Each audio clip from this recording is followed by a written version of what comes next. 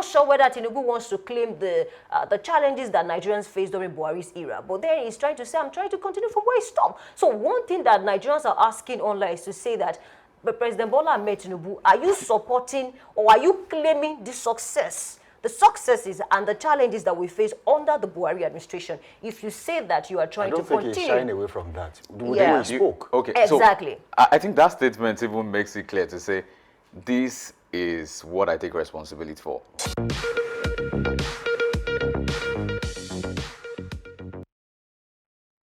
Good morning, I am Samson Balogun. Thank God it is Friday, and this is the Break Live Extra on Dominion Television, Ibadan. We begin with a statement that is already stirring political interpretations as President Bola Tinubu says, Buhari was a partner. I took over from myself. So what does that suggest about continuity in governance? Is it a defense of policy direction, a political message, or both? And how should Nigerians rate the idea of continuity in the face of current realities? That is our Daybreak Gist this morning. We'll also bring you the weather report, and shortly after Daybreak News, with the major developments shaping the day. Absolutely. We then turn to the newspaper headlines and analysis, and this morning's front pages reflect a mix of political positioning, governance debate, and public reaction. We'll take a closer look at the document and the dominant narratives and the questions they actually raise. A big story examines a long-standing feature of Nigeria's political structure, between fairness and federal character, the real impact of zoning in Nigeria. Is zoning still a necessary tool for balance and inclusion, or has it become a constraint on merit and democratic choice? And in practice, which really benefit from the system? Joining us for that conversation is Honorable Molaja Olaoye. And before we close the show, this morning we'll end it with Trend Watch, and we'll highlight the stories and conversations gaining traction across the country. It's a morning of reflection and perspective today. Definitely. Let's begin.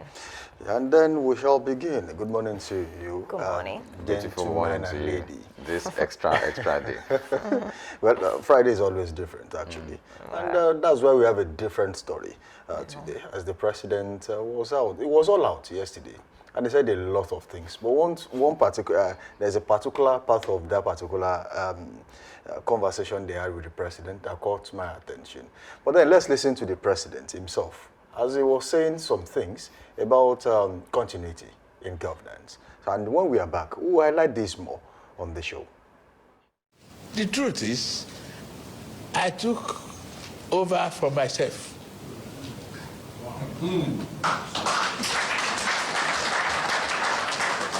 The late Buhari is me. He was a partner. And if I took over from him, is that not from myself?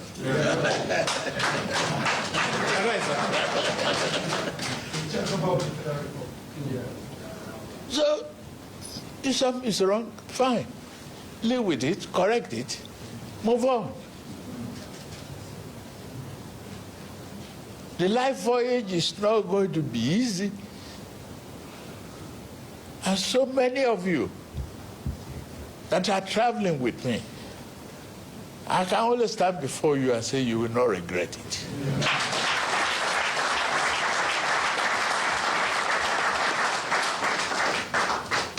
That is why we ask you to renew their hope.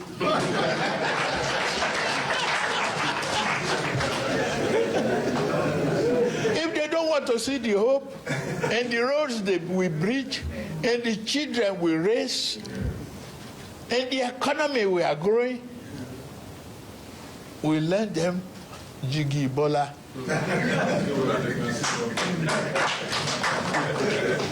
We give them eyeglasses.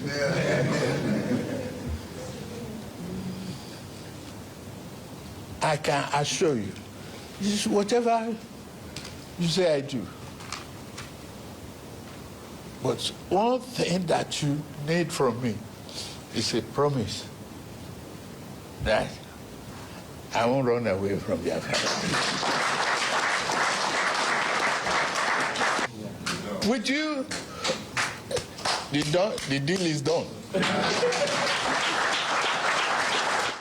All right, that was the President of the Federal Republic of Nigeria. He made some bold statements and was referring to the fact that, look, I was part of that administration, even though not in a position where I got an appointment from anybody.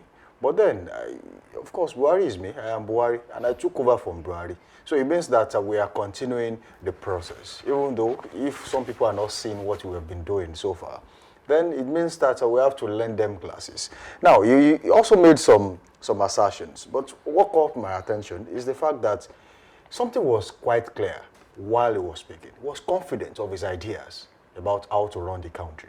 So he's not that person to say, look, I'm clueless at this point. He knows where he's going. It might not be the best idea people would be looking out for, but then it was confident. And also he effectively put to rest the idea of continuity in governance, saying we don't want to blame the last administration. So the last administration was APC. If we are going to blame anybody, it has to be the PDP administration that came before us. But as it stands, whatever mistake we made in the past, we are trying to correct now. I mean, that says a lot about what is going on in the mind of the president at this time. It doesn't seem like someone that is really afraid of anybody. And he said a lot of things about, there was a part he said, there is no one among this calabash that has no history. He mentioned, stylishly mentioned the privatization of companies in Nigeria, Jakarta still rolling and some other people. And everybody knows who was in charge of privatization in Nigeria at that time, and that was Atiku Abubakar. And stylishly he mentioned David Mark and so many other people. He says a lot about the idea, what is running through the mind of the president at this time. Right. So when the president said that, he didn't stutter, honestly, because I think he said something similar. I mean, maybe in the last few years. And then I remember that there was a time the president also said that Buhari came to me when he lost election 3 times, and then I told him that we will work it out. And then obviously he did, because Buhari contested 3 times. He was crying on TV. He cried to me. Calm down, I'll make it work. And so when he says that I am Tinubu, or like I'm Buhari is me, I continued whatever it is that he started. I think it's very correct to say that, because he was the master strategist, you know, of bringing together those political parties, ACN, CPC, and they formed the coalition.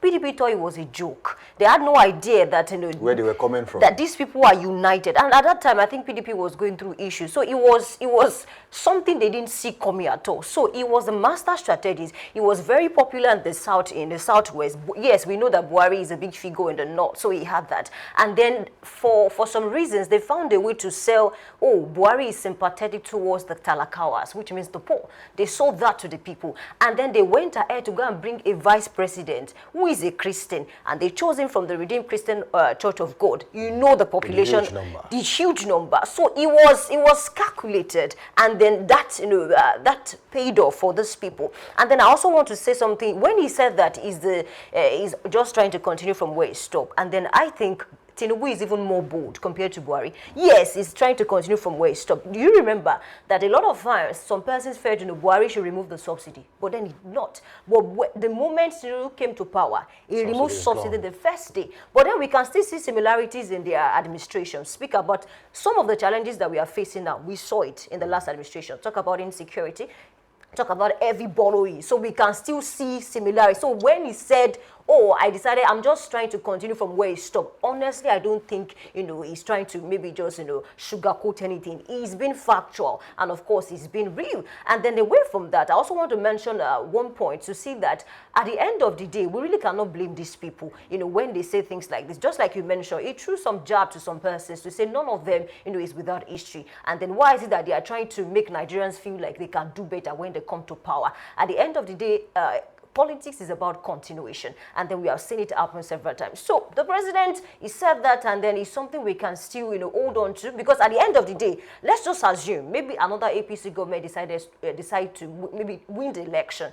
That same person will still come and tell us that, no, Tinubu is my father, or maybe Tinubu is my person, and then I'm just trying to continue from where it stopped. So these are the issues. At the end of the day, once they are in the same political party, they will not look for a way to, I don't know what word to use now. They will always support each other in that way. I'm not sure whether Tinubu wants to claim the challenges that Nigerians faced during Buhari's era, but then he's trying to say, I'm trying to continue from where he stopped. So one thing that Nigerians are asking online is to say that, but President Bola Ahmed Tinubu, are you supporting or are you claiming the success the successes and the challenges that we face under the Buhari administration, if you say that you are trying to continue... I don't think he's shying away from that. The way Yeah. he spoke. Okay, Exactly. So I think that statement even makes it clear to say, this is what I take responsibility for. So he's taking responsibility not just for the things he's doing, but the things they have done altogether. Because usually, like they say, governance or government is continuum. So you have to understand that whatever, he's trying to say that whatever was done in the past administration is still something I'm in the know of. And this really speaks to a lot of things. For example, it speaks to continuity, like you mentioned. It also speaks to the fact that we have a vision and we have an experience on board, right? So if you say I was in the know as to how the last administration ran it, that means like it's an insider's knowledge kind of understanding I have about this. I'm so experienced in this, and so I know where we are going and we'll get there. But we can also take it from different strategic angles, right? And I think one of the things that I'm going to clap for the president about is, besides the experience, the insider knowledge, and the continuity of governance, also taking responsibility for the failed system or failed structure or whatever they had in the APC. This speaks so loud, especially to parties like the PDP, to say that this is a word of cohesion for the party. It's not shying away from the wrongs of his administration and from the wrongs of the past administration that is his party. And I think this is where PDP might be lacking, right? PDP and other parties. Now, it's okay for Tinubu to just dissociate himself because, of course, many persons have, judged the last administration to be a failed one in a lot of ways. Some have said, well, a lot of things. It would be quite easy for him to So he could just have, maybe stayed on the fence or pull himself out of that conversation. But he's not doing that. He's trying to say, this is our party. So this signals for me the cohesion in the party. Any other party member that would have taken the side of Buhari would not back down. Especially the CPC bloc. Exactly. So the person, those people would want to say, oh, we support this man. Because he's not blaming, he's not playing the blame game. He's not blaming Buhari for everything that's happened. He's taking responsibility. So we are going to, because that's one of the ways, subtle ways to really dissociate yourself from a group of people. That's where faction begins. You understand what I'm trying to say? That we can start a faction from saying that the last administration, Tinubu, so every other person that worked... polarize the political party. Exactly. Every other person that worked with Tinubu and with Buhari will now say, I don't like this man. Just because he's trying to say we failed, everybody failed, and he's not concerned about that failure. But he's saying I was in the know, and I'm very, very important. I was interested. Part of that move, and so it makes a lot of sense for the party. So I think Tinubu, like some have said, is a godfather that knows his onions. He knows what he's doing. He knows what he's saying. So others will also say that these are things that opposition would want to use against him. And we understand why, because they would say, of course, we can see the indices, the metrics to judge this administration and the past administration. For one, insecurity. Another, economy. But the economy, some will argue, is getting better. But on the macro level, a lot of persons are complaining because it does not trickle down, like you always say, to the micro level. But at the macro level, we can see a lot of developments. Even security-wise, we can see a lot of international bilateral relations that is trying to engage and all of that. Some would say it was not the one that came out to call them, they were the ones that came. Whatever the case is, at that macro level, we can see a lot of movement, a lot of operations at that level to ensure that we get to where we want to go. But I think I just love what the president said. But I know opposition parties and people would want to say something. They would want to say this sounds like an arrogant way of addressing people, right? Because it was addressing some of the leaders, and it was saying that, that was why we told you to give them renewed hope. It was saying like, give them in that sense. I don't want us to maybe pinpoint one for one by one, every word that the president spoke, but you could see the confidence. But some would take the confidence for arrogance, and that's what I'm trying to say, that he was just too confident to say, we are trying to do this for them, we are trying to, and he mentioned something that maybe a lot of people will still question as we go by, and that's the fact that he was saying that, look at the children we are raising, and so that brings a lot of questions to mind to say, what exactly do you mean when you say you're raising children? Really, where are the children? It might just be referring to Nail Fund. Exactly, maybe that's because that's more like, that's closest to that statement, because I was trying to imagine in my head what are you trying to say. But anyway, he's made his claims, right? And I think going into 2027 election, Tinubu knows this could be a way for, it could be a loophole for opposition parties to say, this administration and the last administration have not done anything. If you have to check how much borrowing, like Yemi mentioned now, we made in 2015 at the time of Buhari, and now you will have seen that it's skyrocketed for about over 50%, right? What we have as debts then is just joking to what we have compared to now. And we can also say that, maybe that at the macro level is also a big deal for us to consider, that we are borrowing too much, we have a lot of deficit that we have not even covered, and a lot of things. So some are asking the question, right, is this a continuity of a failed system or a correction of the old system, right? So I think Tinubu is trying to say we want to correct the wrongs. And he mentioned it that this is renewed hope. That even if they did not believe in the hope that had been given in the past, this is a way to renew the hope. But again, I mean, like I would say, and like many Nigerians would say, all we require for the president to do now is to really let it translate to meaningful contributions to society. Let us see the dividends of this in real time. Let Nigeria be able to hold it. Let it be tangible enough for them to hold. But come 2027 election, I think this administration is quite doing a lot of things that would help them. Well, if you mentioned the confidence you saw in the president while he was speaking, I think at a point like this, when the APC, even the APC, the almighty APC in Nigeria right now, they also have their issues. And even Yudwada, who happens to be the chairman of the party, came out to say, look, yes, despite all the challenges, we are still standing strong and we are in a very good place ahead of the 2027 general elections. That tells you that no party is devoid of problems. Everyone has their things they are facing. The ADC is still battling theirs. The PDP, of course, it's been there for a long time. The Labour Party, they are not different. And then you have the APC that happens to be the ruling party at the national level. And they have also had their fair share of issues. I was speaking to someone, and someone said, look, it's not everyone in the APC that is happy to be there. But there is a way the president speaks to you and you are like, yes, I think there is hope. I think we have to stay. I think we should believe in, whatever it is brought to the table. And that still shows in what he's been telling them that, look, I am confident about my ideas. I mean, there's nothing more important that you can do when you talk and when you are handling situations than the confidence people see in your eyes that you know what you are doing. I mean, again, I want to refer to sometimes ago when he spoke about, he said, I know the road, follow me. I mean, that's confidence. You can't buy that anywhere. It's audacious. That is the audacity that lets people believe in what you bring to the table. But the moment you are fidgeting, I mean, people know that I don't think we can trust this person because he doesn't even believe in himself. But when you believe in yourself, your followers will understand the fact that, look, even if we are going into the bush, the confidence in you says we should stay. And that also, points to some areas. And when they said, look, you cannot just come today and say you are the ones to now say this is the best way to run the country, especially for people in the. And they also mentioned something that is very, very important for anyone that has been monitoring the process. He said, look, before I got the ticket of my political party, it was so hard. Before I won the election, it was very hard. Now that I am the president, I mean, it shows that he's so confident of winning the next election. He set up the machinery to help him win the election. He's made people that are really willing to sacrifice to make sure he returns back to office. And that tells you about bridge building. This man started when he started as a senator, even though he had his a fair share of political participation even before then. But he was a senator under the SDP. After that, he became governor of Lagos State. And after becoming governor of Lagos State, he relaxed. He didn't fight for any political office. If it was someone else, he would want to return back to the Senate, just like some governors are doing now. Godswill Akpabio is there. Adams Oshiomhole is there.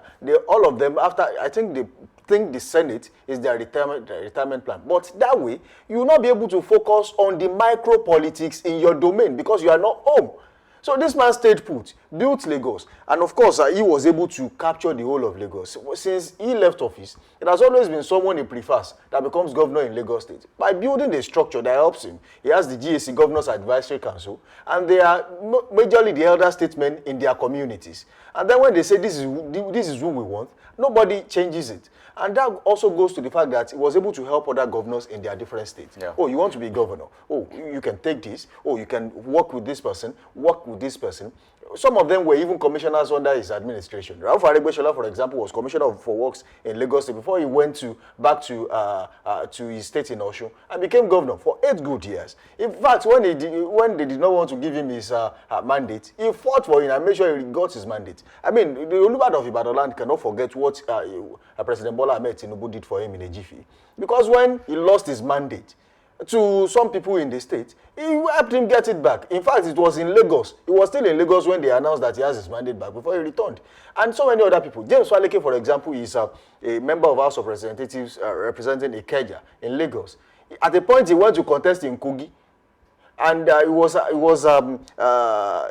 vice governorship aspirant beside Audu. I want to remember his name, Muhammadu Buhari, who actually passed away. Immediately was announced to be the next governor of Kogi State. But because of some politics that was played, he had to return back to Lagos. So what I'm trying to say, in essence, is that this man bridged.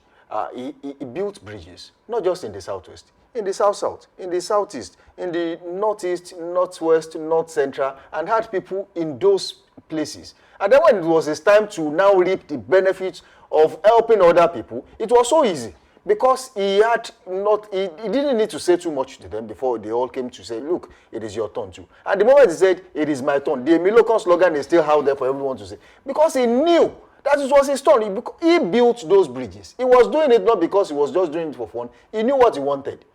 And he was waiting for the time. There was a time he mentioned that President Muhammadu Buhari, while he was to be selected as the candidate of the APC, he said, look, Bola, I want you to work with me, be my vice presidential candidate. I said, look, it is not my turn.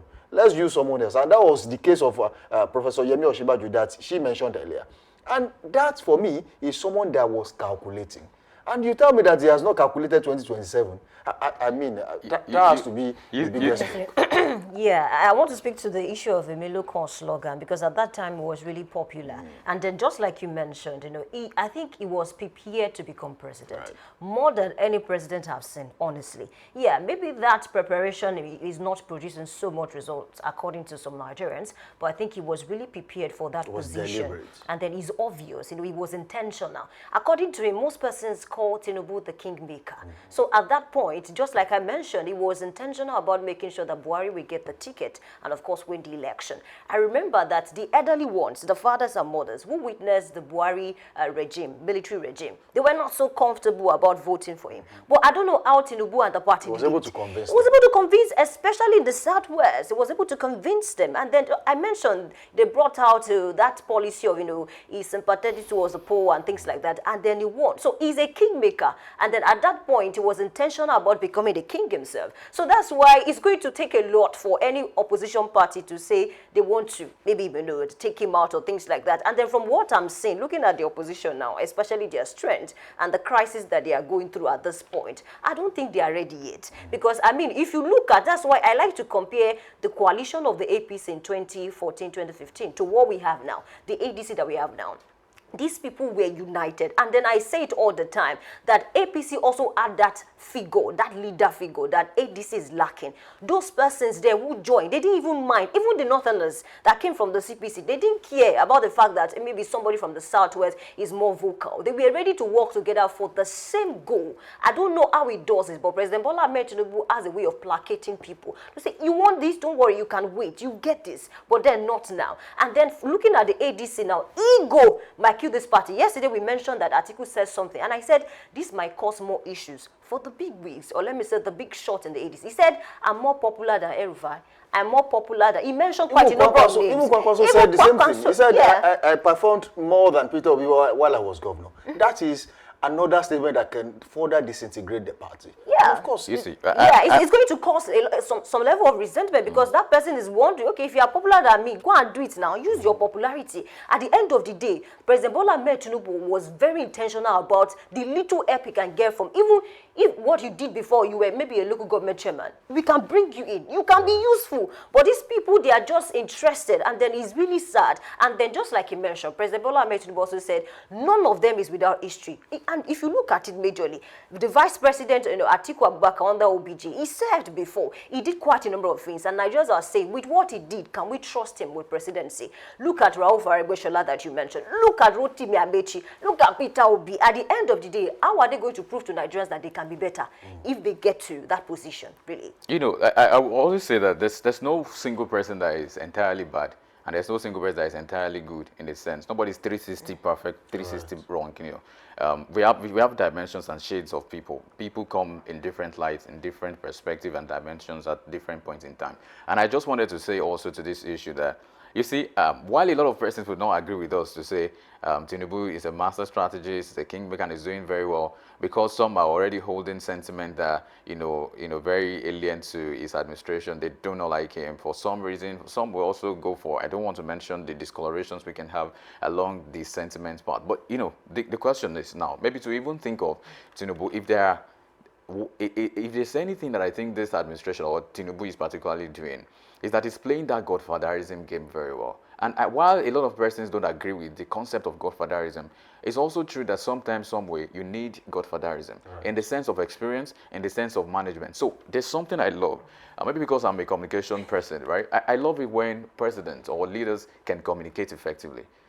Great leaders of this world, if you talk about the great presidents in the United States, and a good number of them were known for their speeches. In fact, some of their speeches as old as about 70, 80 years are still being recorded. They still play them sometimes because these are things that they built the structure of the country on. These people had a way of communicating to the people, and I think I would give it to the president for this. I remember many times whenever he's called to speak to the press or speak to people, he would sometimes leave whatever he's saying from the books. He would take his eyes off the book and talk to people. He would speak recently at the NRS Commission, that's Nigerian Revenue Service Commissioning headquarters in Abuja. I remember the president was speaking to every one of his ministers. He was talking to Tunji, and he was saying, Tunji, you have done well. And that's talking about not Means Tunji. he was monitoring. He knows how well he was talking to Zach. He said, Zach. He wasn't calling them Zach Adedeji. He was just calling them Zach. You are taking us to a path I want. And he was speaking he left his books, right? And then he was speaking directly. And I saw this. I said, this is how to do it. I've seen a lot of presidents. I don't want to mention names that will come. And this is what they are doing. We want to say, and that's not enough. Now, when you communicate effectively, don't communicate. When you communicate AI, we can know. When you communicate something that is scripted, we know. But when you communicate heart to heart, we can tell that this is really true. Even if you are not the best of persons, but the fact that you can connect to me from the screen of my television, I can know that this president is speaking to me. And it's, sometimes you can start, the feelings, the emotions, the logic in his communication will speak a lot to the Nigerian people that this is where we are going. Because there's no leader that works well without vision. And how do you express vision? Before vision becomes a reality, it has to be said. It has to be preached. It has to be pitched to people. People must know where we are going as a country. And I think that's what the president is doing. If you really don't like the president, but just look at this angle and look at if this is a way leaders have gone in time past and how they have done well. But, at the end of the day, I would say, giving that to the president, there are a lot of things we might still maybe not shy away from to say this administration is not really getting right. But I am very hopeful, like every Nigerian should be. Even if you don't like this administration, be hopeful that things are going to, because some would say we are tired, but you can't really do anything. Even if you're tired, you still have to be hopeful, right? So I just want to say that one of the things that is going to be a deciding factor for this administration and for Tinubu is that going to 2027 elections, a lot of persons will ask the question again, is Tinubu a continuity or a continuum of failure, or is he going to change the narrative and correct the wrongs? Yes, I don't know, just very quickly, sorry, I just want to speak to that. Yeah, he said that he's trying to continue whatever it is that Buhari, started. And then I just want to see, maybe, I don't know, this might get to him or not, that maybe he needs to revisit some policies, because policies will either, make life better for people or make it worse. And then if you look at some of his policies objectively right now, it has caused more harm. I don't want to say harm now, maybe more issues for the people, and then the people can feel it. Maybe it's high time, he revisited, those policies and see how they can be much better for the people. Honestly, I'm saying this objectively now, because obviously, he has been able to do certain things in certain areas. And then if there's one thing I see, concerning President Bola Ahmed Tinubu is he has highs for people who can actually, do well in a particular sector. And then we made mention of quite a number of persons. But then we need to look at some of the policies. I mean, it's okay. You can tell the people, we tried to do it this way. It's not working, but we want to change it. We want to refurbish it. Most persons are going to applaud him. Some of these policies, we need to look at them and then see how they can better the lives of the people. Because at the end of the day, we should not breach that social contract. The people will vote you in to become their president. And then in exchange, you're supposed to cater to their needs, their major and core needs. So basically, I think the president should look for a way to revisit some of those policies that are not working effectively. Well, I think it's quite obvious that, just like Arno said, is that one thing is quite important. It's direction. When you know the direction, you know where you are going, it will be quite easy for others to follow you. And then I've also seen this in this administration, that sometimes when there are policies that they introduce, and then maybe a little backlash from the people, they are quickly withdrawn, revisited. I think recently Oyedele came out to say, look, the Minister of State for Finance, and said, look, with the new tax act, we saw a little bit of issues and we are going to correct them. That speaks to the fact that the system is evolving. Yeah, there was a time we said there's no system in the country. And then now I think, and I want to believe that we now have something that looks like a system that might eventually become a system, or maybe a system that will eventually work. That's what I see. But eventually, we can actually say, look, we have an administration that for the first time speaks directly to the people, not because of what is in the script, or but what is being prepped to speak. Oftentimes, we've seen people say, it most times goes off with script. Yeah, of course, when it was being sworn in, fuel subsidy is gone. It was not even part of what it was meant to say. It just looked away from the script and then announced, from now, fuel subsidy is gone. Whether you like it or not, this is something we have to do. And people couldn't really blame him, because every aspirant at that time, every candidate of each political party said, we are going to remove fuel subsidy. Peter Obi mentioned the same thing. Atiku Abubakar mentioned the same thing. And when they came on board and gave a shocker to everybody that fuel subsidy is gone, none of them could say, oh, I mean, so even some of them, they were against him, yes. Of course. And they were asked, but you said this thing when you were campaigning. So why go against this person that has just done what you said you would do? But then, a lot is too, we cannot say it all. Of course, we will still...